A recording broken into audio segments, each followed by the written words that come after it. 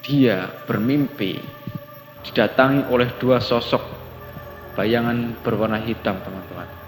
Dia mendapati dirinya sudah berada di ruang tamu tanpa ada seorang pun yang memindahkannya dari kamar. Tetapi takdir itu membelokkannya menuju jalan yang penuh ujian terlebih dahulu untuk menggapai jalan yang bagus tersebut, teman-teman. Assalamualaikum warahmatullahi wabarakatuh. Bertemu lagi dengan saya Dimas Asiham di channel Dimas Tral ya. Pada video kali ini saya akan membawakan cerita dari narasumber kita ya. Tapi narasumber kali ini tidak mau disebutkan namanya ya. Jadi kita panggil saja dengan sebutan Mas A. Oke. Mas A ini bercerita tentang dirinya yang dipindahkan oleh sesosok makhluk gaib pada saat tidur. Perpindahan ini ya serem ya teman-teman ya. Jadi bagaimanakah kisahnya? Oke, simak terus video ini, jangan di skip agar tidak ada kesalahpahaman ya teman-teman. Oke. Tapi sebelum itu tidak henti-hentinya saya mengingatkan kepada teman-teman agar mendukung channel ini untuk terus berkembang dan memberikan cerita-cerita horor dan video-video menarik lainnya, teman-teman ya. Oke, tanpa berlama-lama lagi, ini dia ceritanya. Jadi teman-teman, ceritanya ini berawal pada saat Mas A ini baru pulang kerja. Ini kejadiannya belum lama, teman-teman. Jadi posisinya itu Mas A baru pulang kerja sore hari ya.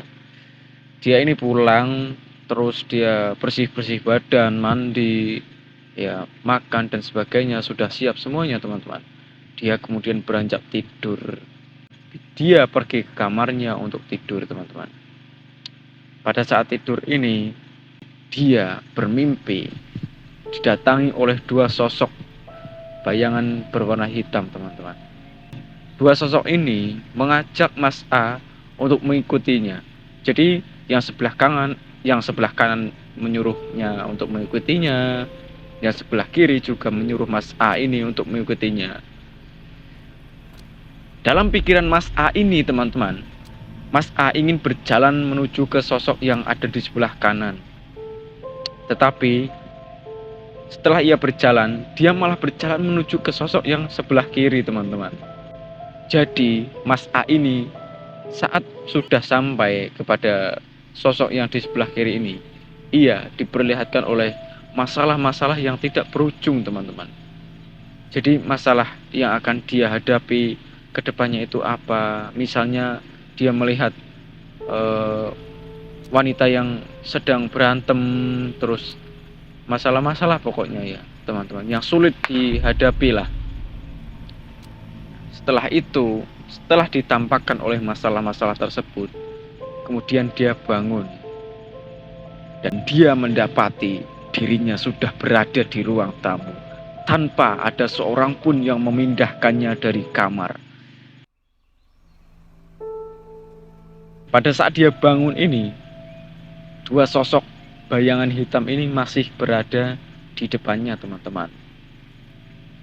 Kalau bahasanya itu mengancani ya, atau menemani Mas A ini. Mungkin Mas A ini bingung mau tanya dengan siapa ya, karena pada saat itu rumahnya pun sepi. Ibu, bapak, dan adiknya ini sedang pergi keluar rumah. Jadi hanya Mas A sendiri di rumah dan tidak ada seorang pun. Jadi kalau dia mau tanya, kok saya di sini ya, siapa yang memindahkan? Dia itu tidak bisa bertanya. Dan mungkin dia sendiri sudah yakin kalau yang memindahkan dirinya itu adalah dua sosok bayangan ini, teman-teman. Setelah dia bangun, dia tetap melihat sosok bayangan yang berada di depannya. Tetapi posisi tidurnya itu sudah berubah. Dia sudah tidur di ruang tamu ya. Dari kamar dipindah ke ruang tamu, teman-teman. Aduh. Bagaimana cara mereka memindahkannya ya? Setelah itu Mas A beranjak dari tidurnya yang di ruang tamu itu, teman-teman. Dia beranjak pergi ke kamarnya lagi untuk mengistirahatkan badannya karena Mas A ini betul-betul capek, teman.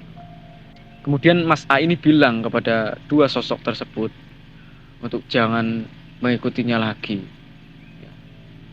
Tidak lama dari itu, sosok tersebut langsung mendekatinya, mendekat dan memeluknya.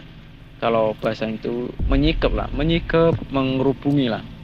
Dan kemudian sosok tersebut hilang, teman-teman. Seperti itu cerita yang dituturkan oleh Mas A. Ya. Mungkin dalam tafsiran saya, karena memang suatu takdir itu tidak bisa ditentukan oleh manusia sendiri, teman-teman. Kadang kita berpikiran untuk sukses, untuk sukses ke depannya, untuk menghasilkan uang banyak, tetapi takdir itu berkata lain.